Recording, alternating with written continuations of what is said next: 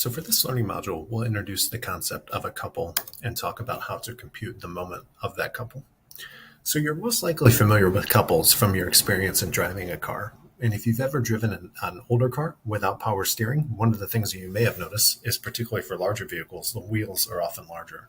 And when you think about the nature of the forces that you apply when you turn the wheel, naturally, usually, if you're doing it correctly, on one side you're kind of pushing up, and on the other you're pushing down. So you have forces which ideally are equal in magnitude, but they're opposite in direction.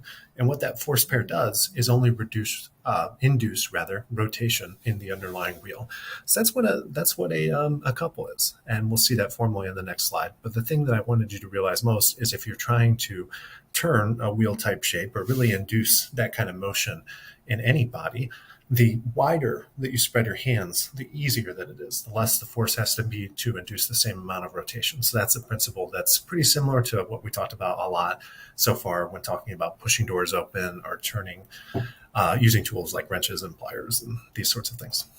So a couple is technically defined as a pair of forces which have equal magnitude, opposite direction, and they're separated by some distance. You can compute the moment of a couple by two approaches, just like standard moments about a point or moments about an axis. All you have to do is take the magnitude of either of the two forces, they're the same, and multiply by the perpendicular distance separating the two. And you can kind of just determine the direction, as we'll do in one of the examples here, by just using your own physical intuition, particularly for coplanar force problems. In addition, we can have a vector approach. That's always valuable because it doesn't require us to kind of use hacks and rely on having certain geometrical information presented to us. And if we do that, the key point is your position vector just goes from any point along the line of action of one of the two forces to any point along the line of action of the other two forces. So naturally, it's most convenient, if you can, to take it in the perpendicular direction directly across. So what do you need to know about couples? Well, since they have equal magnitude and opposite direction forces, if they're acting on a body and I compute the resultant effect of the two forces in the couple, it's zero. And what that means is that they won't tend to translate the body at all. The effect on the body will be purely rotational. And because of that, the moment of a couple is a special kind of vector known as a free vector. And what that means is that its effect will be independent of where it's applied on a body. So if you think about that, if you say you're like turning a steering wheel and you have a particular force at a particular diameter separating, that will induce a couple. The effect of the rotation on the steering wheel is the same if you were to put your hands in a little bit and just turn a little bit harder, right? In terms of the net effect of the motion of the body, it's still a rotation in that amount, regardless of the point of application of the forces.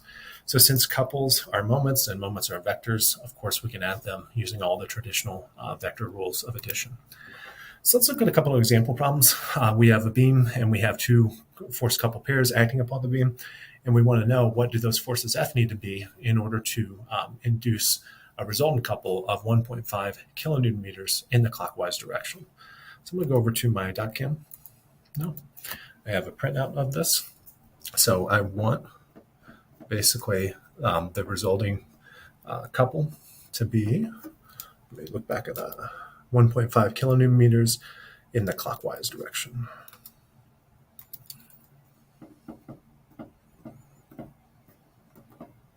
Okay, so let's talk about the solution here.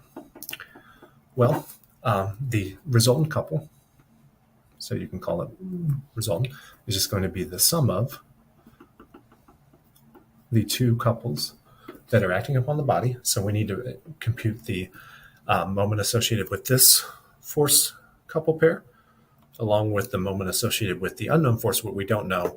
And what we'll see is that we still will have one equation and one unknown that will let us solve for what this force is. So let's do it. Step one, let's compute the couple of the 2 kilonewton forces. So first of all, just make sure it is a couple. Notice that they have equal magnitude, opposite direction, and their lines of action are perpendicularly separated by 0.3 meters.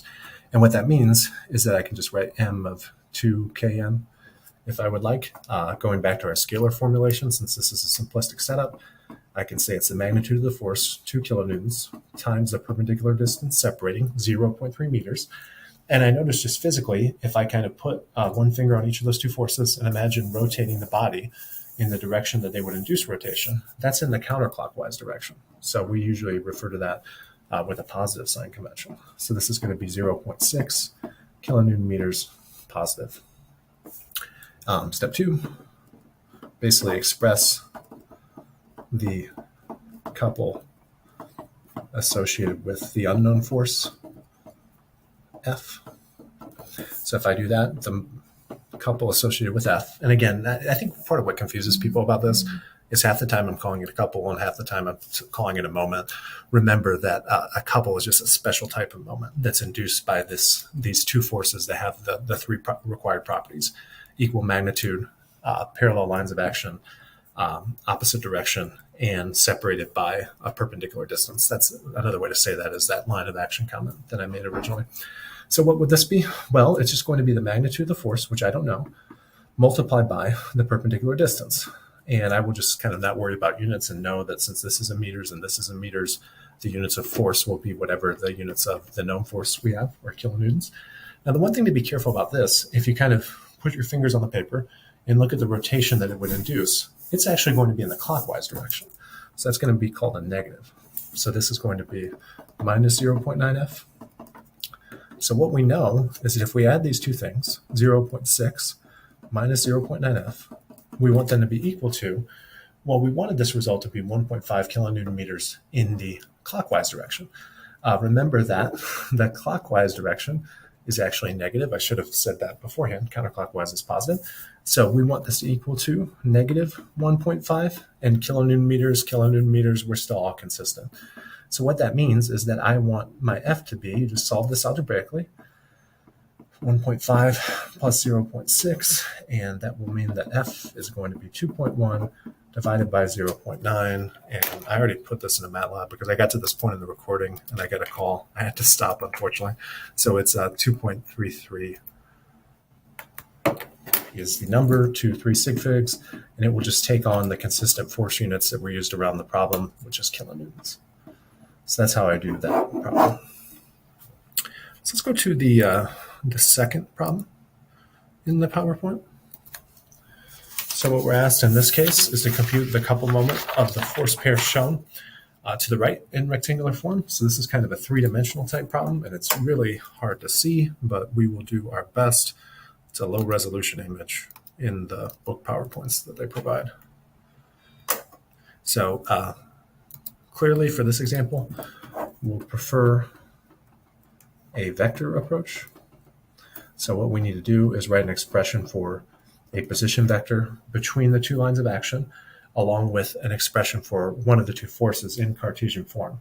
So I'm going to choose, and the key is like just picking which of the two forces you want to use. I'm going to choose to use the force at B just because that position vector is very simple. It's just 0.4 meter displacement in the x direction. So I'm going to use this as my position vector. So I will say RAB is just 0.4 meters. And then how would I write FB in terms of its rectangular form representation? Well, notice it's going to have this is its magnitude, 450. This is going to be in the z direction, so that's minus z. And this is in the plus y direction, so it's in the zy plane at a fixed x value. And it's going to decompose using a 3-4-5 geometry. So what that means is since I want this angle here, theta, I can say sine of theta is opposite divided by hypotenuse, which is 4/5, and cos theta is 3/5.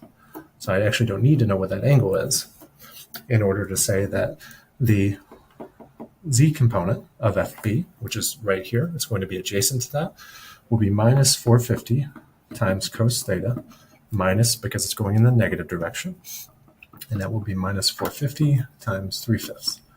And we'll compute what that is in a minute. For the y component, that's in the positive y direction. It's just going to be 450 times sine of theta, which will just be 450 times 4/5. Therefore, I can write an expression for FB. It has no x component. Its y component, let's go over here and do this. It's going to be, so I'm just going to define this vector in MATLAB. 0, 450 times 4/5 for the y component, and 450 times negative 3/5, or just make sure you have a negative in there somehow. So that's your FB, 0, 360, and minus 270. and that will be in whatever units of magnitude we were given, which was newtons, and our position vector was in meters. So therefore, we can say, going back to the DotCam, that the moment of this couple, which is still just a moment, is just going to be R cross F, which is going to be, you're going to compute a cross product, where in the second row, you have the position vector, which is 0.400, and in the third row, we'll have the decomposed force vector, which has 0x component, 360y component, and minus 270z component. And I've shown you how to do those cross products a few times, so just to save you time, I'm going to just go ahead and use MATLAB for this. And this is an easy one to compute, where there's only, going back to the DotCam just to show you why I'm saying this, because there's so many zeros along this row. Remember, when you do your cofactor expansion, you're basically, let me just show you, just in case anyone is only watching this video. In terms of getting the I hat component, it would be I hat times the determinant of this matrix. So notice that that's going to be just 0, which means that that force will not tend to induce a rotation. That couple, rather, will not tend to induce a rotation about the x hat direction. And I can kind of go back up to the drawing and show you why that is in a minute.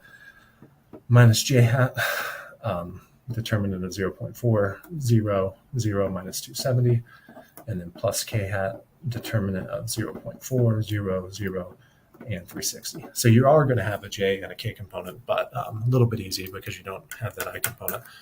But I can show that by just taking cross of r at fb, and I get 0x component, as I knew, 108y component, and 144j component.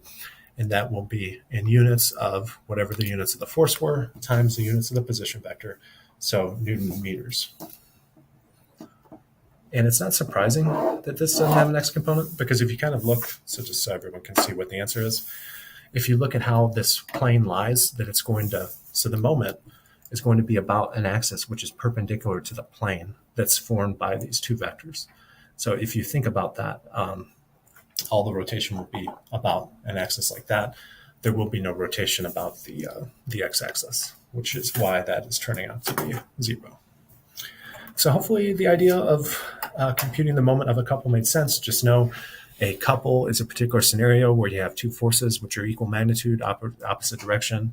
They induce rotation only, and there's the scalar and vector approach to compute the moment associated with them, just like all moments that we've computed until now.